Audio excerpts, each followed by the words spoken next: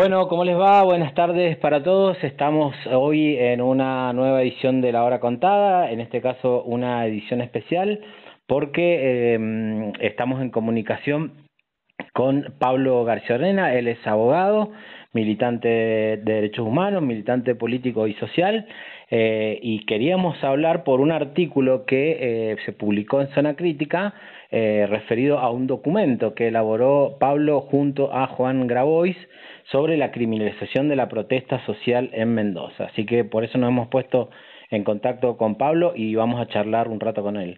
¿Cómo estás, Pablo? ¿Cómo te va? ¿Qué tal, Rodrigo? ¿Cómo estás? Gracias, che, por el convite y, bueno, acá para charlar. Ahí está. Bueno, la verdad que ha sido muy importante el documento que se publicó porque refiere a un tema bastante grave, bastante preocupante y que también una de las cosas que nos sorprendió, que es la permanencia en el tiempo, ¿no? Que señala bien el documento de esta verdadera política, ¿no? Que está desarrollando el gobierno provincial, que tiene puntos de contacto con el gobierno nacional cada vez más, digamos, y que se ha instalado en Mendoza, que es la criminalización de la protesta social. ¿Qué los llevó, Pablo, a elaborar este documento? Bueno, empecemos, como bien vos decís, quizás lo interesante de esta instancia de reflexión y por ahí ante la coyuntura y la vorágine del día a día, uno pierde la perspectiva con el tiempo, pero lo cierto es que en Mendoza, la política criminal, o sea, la política de persecución del delito y la política de seguridad, que es la política de prevención del delito, que son dos subespecies de las políticas públicas que van muy articuladas, muy en conjunto, se trabajan y se piensan y se conciben desde paradigmas muy concretos. En Mendoza ya vamos a llevar exactamente 9 años en los cuales hay una política de control social y disciplinamiento de algunos de determinados sectores sociales frente a un conflicto social. Y es justamente porque en determinadas épocas de crisis socioeconómica, ¿no?, de la población, la ciudadanía, como un acto de participación ciudadana y además propio de nuestra experiencia histórica, toma los espacios públicos para reclamar aquellas agendas que no se vienen resolviendo, ¿no? La salud, el trabajo, la educación, la vivienda. Y este conflicto social, abordado desde el punto de vista criminológico, lo que ocurre es que el Estado no genera instancias de articulación del conflicto, sino lo que hace es una respuesta meramente reactiva o punitiva. O sea, despliega el sistema penal frente al conflicto social. En vez de abordar el conflicto social desde otras herramientas no punitivas, ¿no?, con políticas sociales, con políticas distributivas, con políticas económicas, lo que hace es abordar única y exclusivamente el conflicto social de una manera reactiva y punitiva a través del sistema penal, que es básicamente el encarcelamiento. Entonces dispone todos los recursos del Estado hacia esa dirección. Por eso, Cornejo, cuando llega en el 2015, fue clave y su primer ámbito donde desarrolla profunda reforma es el Poder Judicial, ¿no? Nosotros desde SUME lo hemos denunciado ya hace Sí. unos años, incluso ante la ONU, por la cooptación del Poder Judicial, pero ha sido evidente. Hemos sacado estos años que venimos analizando todas las reformas penales y procesales, han habido más de 25 reformas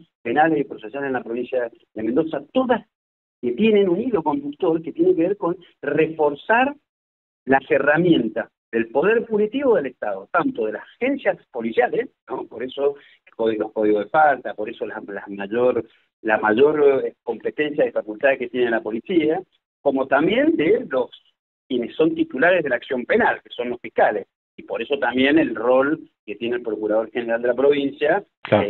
porque es ahí donde se define qué delitos se persiguen y qué no, ¿no? Entonces, bueno, esto exactamente ya vamos a cumplir 9 años en los cuales se ve de manera muy evidente. Y estos días ocurrió algo no menor, que va en ese orden, que tiene que ver con que ya definitivamente hay un disciplinamiento, fines de control social, respecto de la protesta social organizada, es decir, los dirigentes sociales, políticos, gremiales, sindicales, que hasta hace poco habían habido intentos de criminalizar el ejercicio del derecho de protesta, que habían sido fallidos, porque tanto la Justicia Federal como la Corte el año pasado, en el caso de Macho, Blas y Lorita, habían resuelto que no era cortar calle. Manifestarse en el espacio público no constituye el delito 194. Bueno, pues bien, este año, en febrero, hace un par de semanas se consiguió la primer condena tras un juicio abreviado, en la cual un dirigente social del Partido Obrero, Martín Rodríguez, fue condenado a 2 años y 6 meses y 8 meses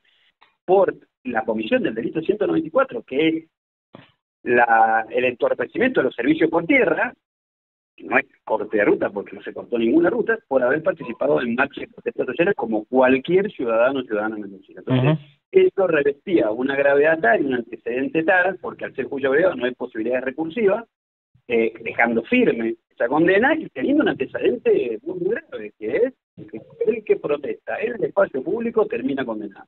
Entonces, bueno, ahí se fueron los antecedentes sintéticamente de ese documento, ¿no? Sí, ahí señalaba bien, Pablo, digamos, el aspecto jurídico de todo esto, ¿no? Y el aspecto normativo que acompaña el proceso de intervención política, ¿no? Sí, sí. Y es muy llamativo la contradicción que existe entre este modelo político que se amplía en lo jurídico local y, bueno, como decíamos, que se expande a lo nacional lentamente o intenta expandirse, y el marco normativo internacional, es decir, todas las normas y todos los tratados y todos los pactos de los cuales Argentina adhiere, las convenciones internacionales, es decir, de la ONU, de los pactos de derechos humanos, de la Convención Interamericana de Derechos Humanos, y digamos que van en sentido contrario, porque protegen el derecho a la protesta,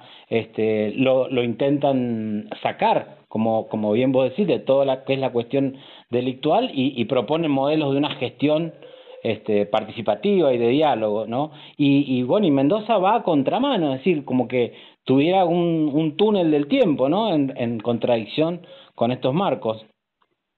Sí, sí, es bueno. Viste que también ese es una gran debate y una gran discusión también en los ámbitos de derechos humanos, porque a veces ocurre que tenemos normativa de avanzada, tenemos acuerdos y tratados y convenciones internacionales que regulan, reconocen, incluso otorgan herramientas de protección de derechos humanos fundamentales, pero después resulta que los países en la implementación de políticas públicas van a contramano en el sentido exactamente contrario. Y después la responsabilidad internacional de los estados es un ámbito, digamos, no hay un poder supraestatal que obliga a los estados frente al incumplimiento de normas internacionales. Argentina tiene 22 condenas en el sistema interamericano. Claro. Desde Mendoza varias, ¿no? Mendoza fue la primera, ¿sí? Garrido del Borde Guardati fue la primera condena que tuvo la Argentina en el sistema interamericano de derechos humanos. De las 22 condenas que tiene Argentina, solo ha dado cumplimiento a 5. Claro. Y ese cumplimiento incluso es parcial, se ha puesto nada más que el dinero. El resto de las reparaciones no pecuniarias, las reparaciones de no repetición no han ocurrido. Y así la tasa de cumplimiento de las sentencias de los organismos internacionales de protección de derechos humanos es similar. Incluso hay otros países que no están ni adheridos a la jurisdicción o a la competencia ni de la Comisión ni de la Corte. Entonces tenemos acervos o bloques normativos muy sólidos, muy de avanzada, de mucha protección, pero después tenemos estados de derechos débiles. Bueno, Hoy Mendoza entra en sintonía con el gobierno nacional. Hoy el Estado de Derecho en Argentina está quizás desde el retorno de la democracia en una instancia de institucionalidad, de mayor debilidad institucional. Hoy muchos de los derechos consagrados constitucional y convencionalmente, o sea, de la mayor jerarquía normativa a nivel constitucional y convencional, se están vulnerando día a día y no hay ninguna consecuencia jurídica, no hay ninguna herramienta a mano para contrarrestar eso. En realidad, las pocas herramientas que hay, la principal es la protesta social. Y la respuesta a la protesta social se radicaliza con la respuesta punitiva del Estado y estamos en un problema. En realidad se explica, ¿no? Cuando a mayor vulneración de derechos, mayor resistencia de la ciudadanía y más articulación hay de las instancias de protesta, de reclamo, de petición de las autoridades, y lo que viene acto seguido es el recrudecimiento de los sistemas de las respuestas represivas del Estado. Lo vimos en Chile, lo vimos en Bolivia, lo vimos en Colombia, lo vimos en Ecuador. Está ocurriendo en nuestra región hace 7, 8 años. Digamos, no es novedoso, pero se intensifica, esto es lo que está ocurriendo, ¿no? Se profundiza. Y vos sabes que también uno de los aspectos que aparecen con gravedad cuando uno mira el informe también es que precisamente llega a tanta intensidad, a tanta profundidad este modelo que también está poniendo en riesgo y está poniendo en crisis el sistema propio democrático, porque es una de los músculos, digamos, de la democracia, la protesta social, y todo lo que sea la movilización, la defensa de los derechos, y inclusive, bueno, y este modelo lo viene a poner incluso en jaque a la propia democracia, ¿no? Exactamente, sí, sí, por eso como te decía al principio o hace un ratito, desde el retorno de la democracia en los últimos 40 años estamos viviendo un periodo de quizás de mayor debilidad o de menor intensidad del sistema del Estado de Derecho y por lo tanto el sistema democrático. El Estado de Derecho tiene como requisito de existencia un sistema democrático. Entonces, en la medida que las instancias de participación democrática, no solo la directa, y esto ya es una discusión que en el ámbito académico, político, está Claro. zanjado, no es las elecciones, no son los procesos electorales la única instancia de participación ciudadana. De hecho, son los menos. La democracia directa, la democracia participativa, son aquellas que sostienen y profundizan el sistema democrático. Todas esas hoy están vetadas. No solo están vetadas porque hay una decisión política de no habilitar esos diálogos, sino que además están criminalizadas. O sea, frente a eso, Claro. que se articula como posible instancia de diálogo con el Estado, la respuesta del Estado es el poder punitivo. Entonces, no queda instancia, pues decimos, no hay posibilidad de diálogo, son erradas, o son dificultosas, o están coartadas, o están impedidas por instancia burocrática. No, acá directamente hay una decisión política del Estado de coartar toda instancia de participación ciudadana y la respuesta es el sistema penal. O sea, la respuesta es el castigo penal, la respuesta es estrictamente punitiva, el encarcelamiento. Claro. Entonces, es casi un callejón sin salida, ¿no? Sí, Pablo, hay una cuestión más con respecto a algo en lo que sos bastante experto, que es la cuestión del derecho penal y demás. Eh, Está también hackeado el principio de inocencia, que es uno de los principios pilares, ¿no?, de nuestro sistema jurídico y de nuestro Estado de Derecho, cuando aparece esta cuestión de la reiterancia, que es como una especie de antecedentes, pero por denuncias, es decir, no por condenas, ¿verdad? Entonces uno acumula denuncias por la protesta social, por el ejercicio de la protesta, y eso hace que aparece como una especie de, eh, antes se llamaba, digamos, el otro, este es de reincidencia, ¿no?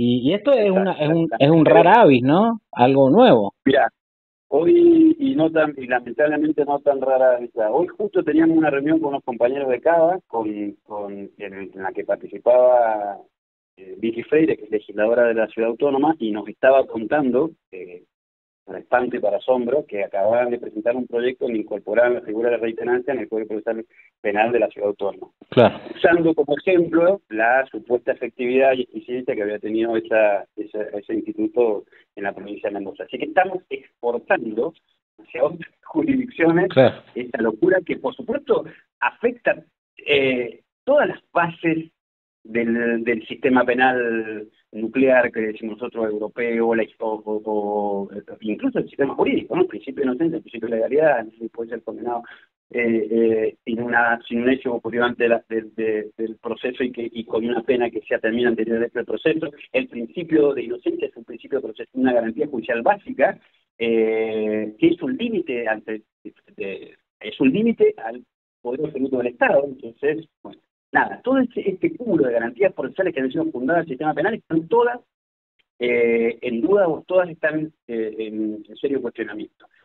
Y por supuesto que esta figura de la reiterancia en realidad técnicamente es una ampliación de la reincidencia. Es decir, Claro. ¿qué significa? Que uno, en base al principio de inocencia, hasta que uno no tenga la condena firme, el Estado no puede aplicar una pena, ¿sí?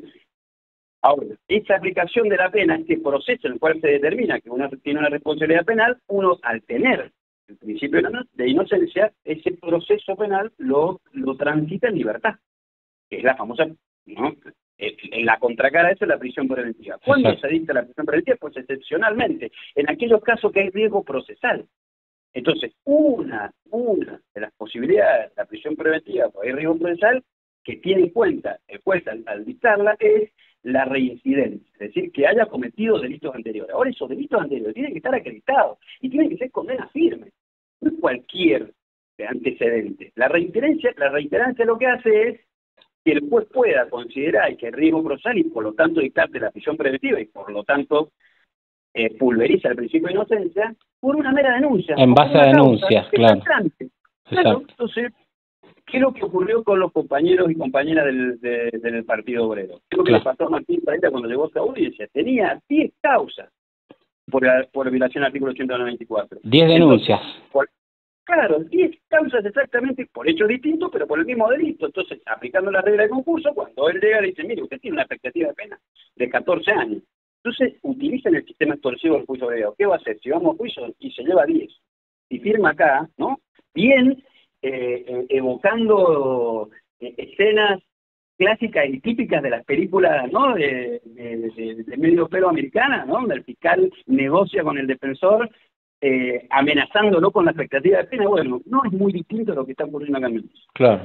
Los fiscales, de alguna manera, extorsionan, sobre todo, ¿no? A determinados imputados, en este caso fue evidente, con bueno, si vamos a juicio, vas a estar 5, 7, 8, 10 años, y total la expectativa de pena son 14. Entonces acumulan causas, y cuando tienen varias, lo tienen a Martín Rodríguez, que participó en la marcha del 24, o del 23, no recuerdo, el 23 de enero. Él, antes de que inicie la marcha, el fiscal dispone da la orden de detención. Previo a que Martín participe de la marcha, sabiendo que va a participar ya con la orden de detención emitida. Entonces, una vez no lo encuentran en la plaza, al otro día lo van a buscar a su casa, porque ya estaba la orden emitida. Entonces hay claramente una intencionalidad de persecución, criminal frente a los dirigentes sociales. Y a los dirigentes sindicales, y a los dirigentes políticos. Que por supuesto el objetivo es absolutamente disciplinado, ¿no? Claro, a eso vos sabés que iba la última pregunta que te quería hacer, Pablo, que precisamente, es decir, como bien señalas, pareciera ser una alianza entre el poder político y el poder judicial, para, digamos, invirtiendo los principios republicanos, ¿no? De independencia de los poderes, y aparte invirtiendo también o atacando los principios democráticos de derecho a la protesta, y todo esto con un objetivo claro, que es el disciplinamiento social frente a, esta es otra de las cosas interesantes que menciona en el documento, frente a las crisis que provocan los modelos económicos neoliberales y con toda la vulneración de derechos sociales habido y por haber. Entonces, aparece ya como un dispositivo político nuevo, novedoso en cuanto a las prácticas y demás, pero que, bueno, como vos bien decís, refiere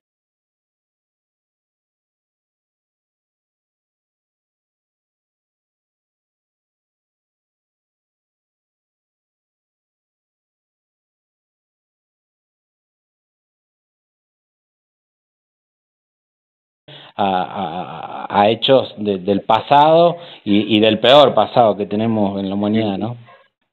Es así, tal cual vos lo describís, es casi de manual, ¿no? Es la fórmula.